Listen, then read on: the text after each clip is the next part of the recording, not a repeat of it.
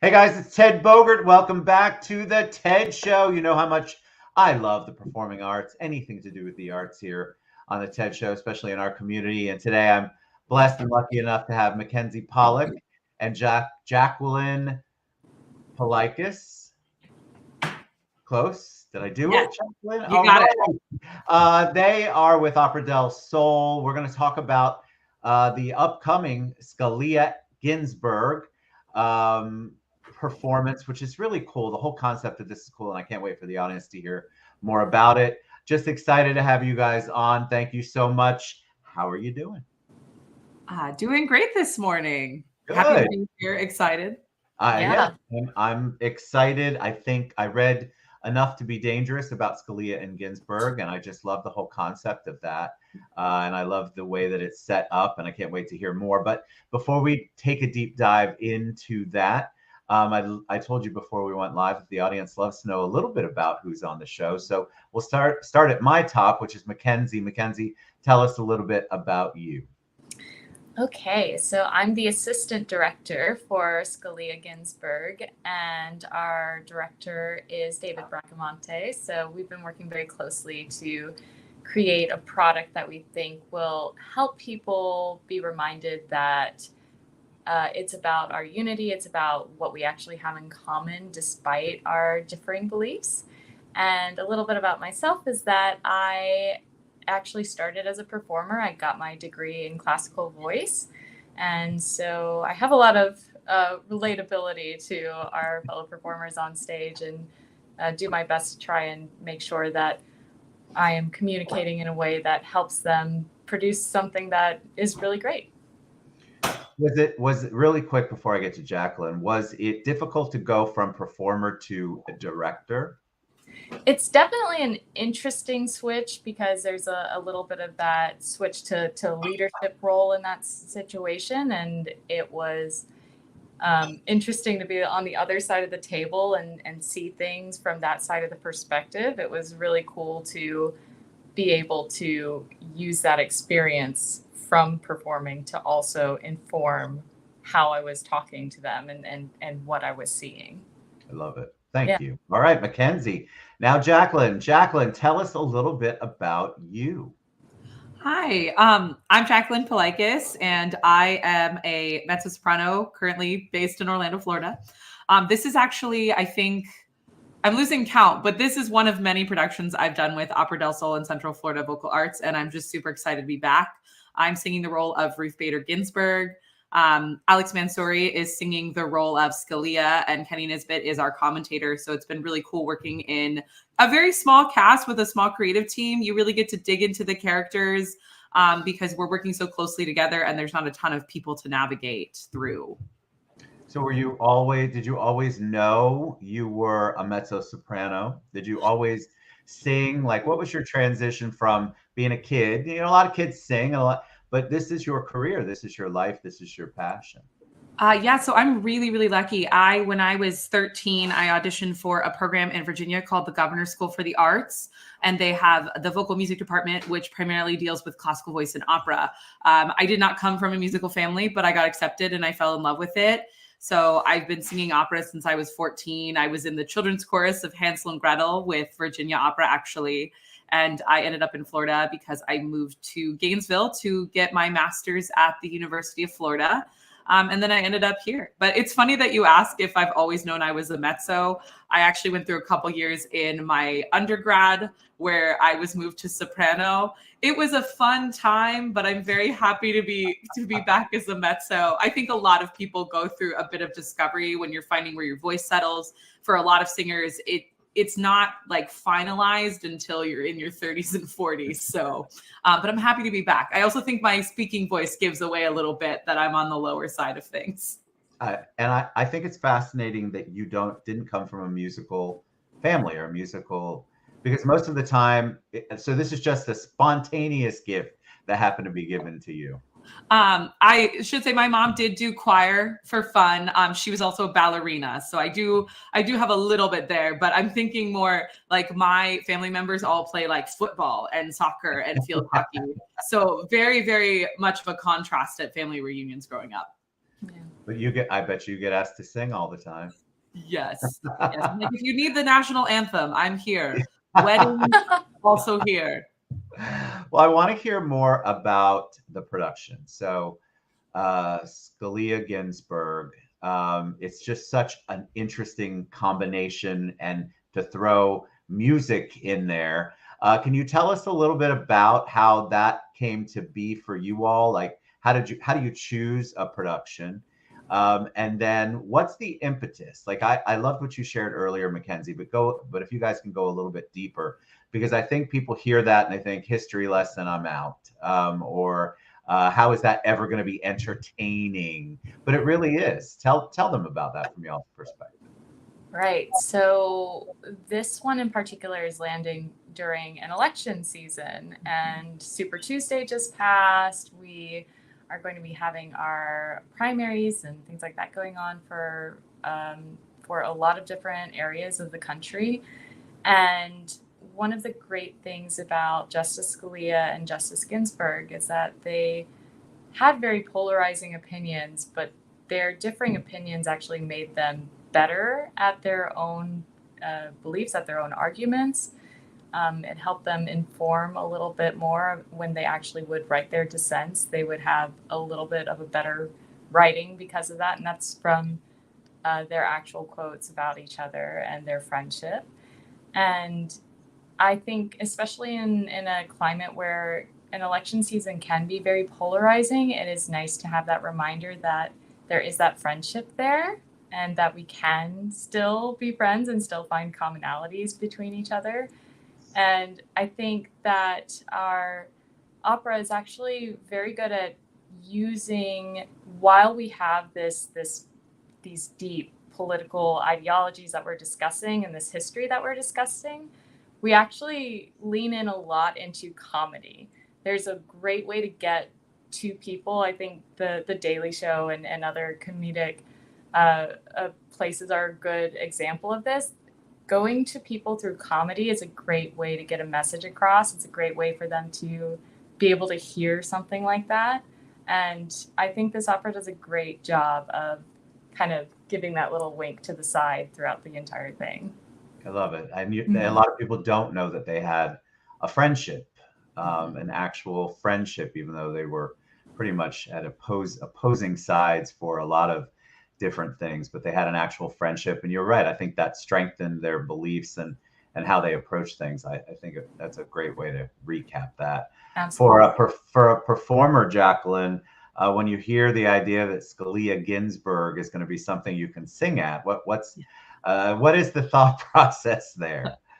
I think for me, I was just so delighted to be asked because I saw that they were doing this show, and I've always had a passion for modern works that talk specifically to the world that we live in.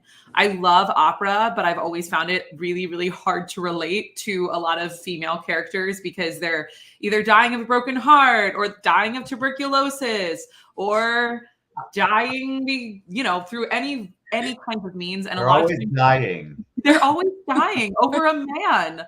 And a lot of the decisions never made sense to me. And I'm not saying we can't find the humanity in all of those stories.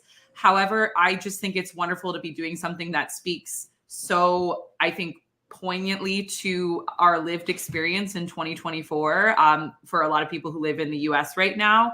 And also just as like a woman myself, it's really, really cool to get to play somebody who is a three-dimensional person and to get to be in an opera that's focused on friendship.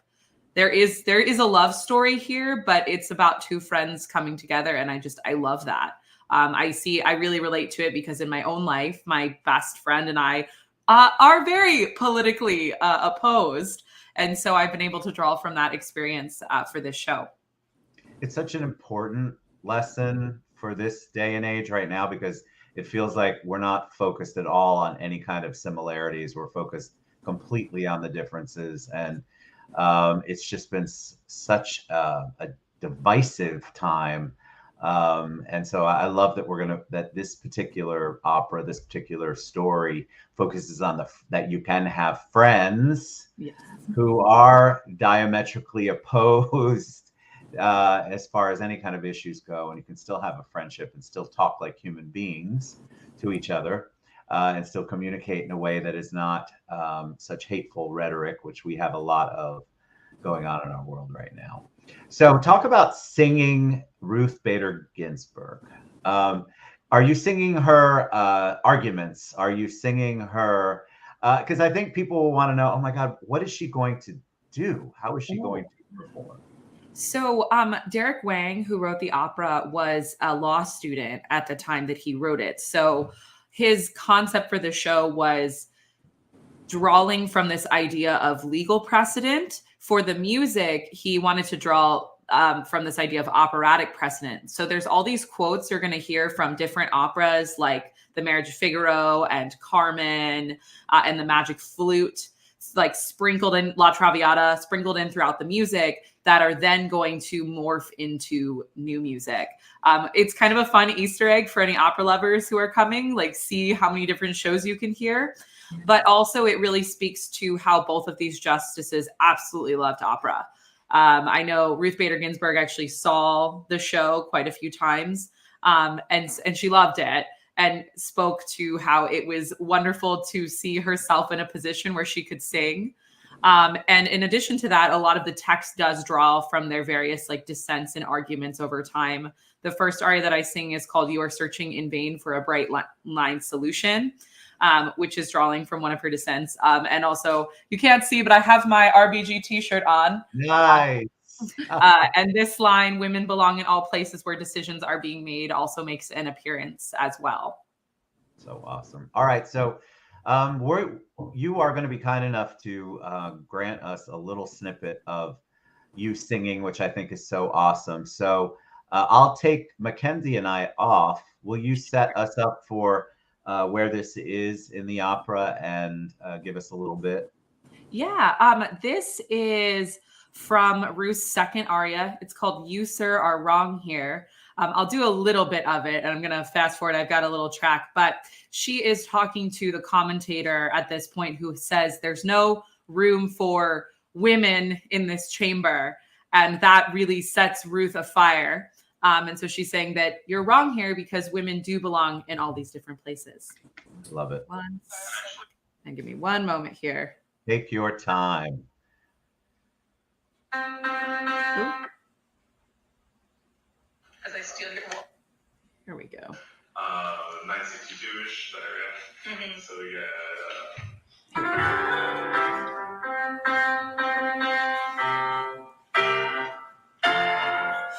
I am hurt, hurt.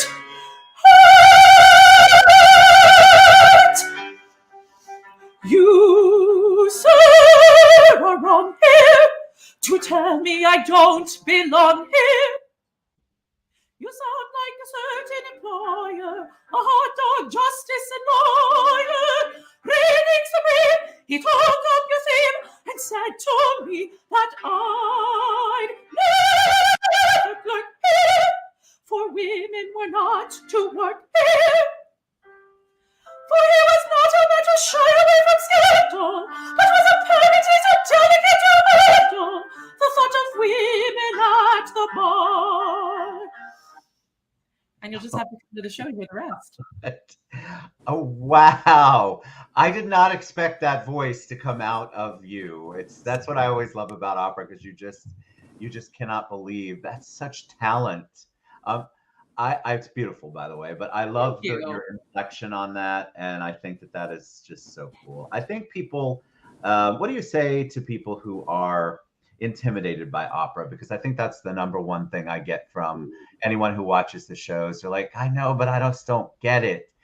This is a place where you might get it because it's in English. Yeah.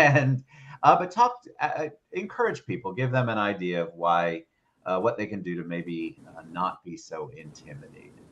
I get this question a lot, and every time I meet somebody who it's their first time at the opera, I just get really excited. And for me, it's just let yourself embrace the music and the story. I would say something that does help is read the program notes that give you the outline of a plot, not just for this one, but especially those foreign language operas, and don't feel like you have to be like, there's a song cycle by Leonard Bernstein called I Hate Music. It's about a little girl. And she says, I hate music. Music is silly. Music is a lot of men in a large dark hall where they really don't want to be at all. And I think that a lot of people share that character's opinion. I'm like, no, it's really fun. I mean, I always think about if anybody watches like Bridgerton or any Regency era romances, they're always going to the opera. And I'm just like, oh, hey, it used to be this fun experience. People would play cards, they would talk, they would eat. And I'm of the opinion, like, let's bring it back. It's not intimidating. If you want to laugh because something is funny, laugh. If you want to applaud because something was amazing, applaud. There are all these rules that people have made up. Feel free to ignore them. And I think a great thing about our modern operas too, our opera right now is actually running only about an hour long.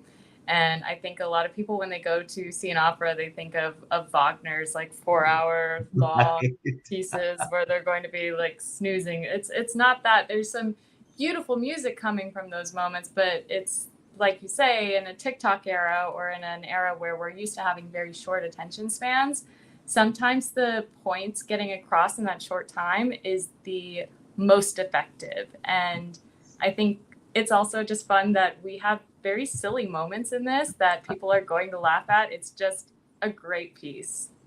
I'm very excited. All right, so tell them the best way they can find out more, how they can get tickets, and all of that good stuff. Give us the 411.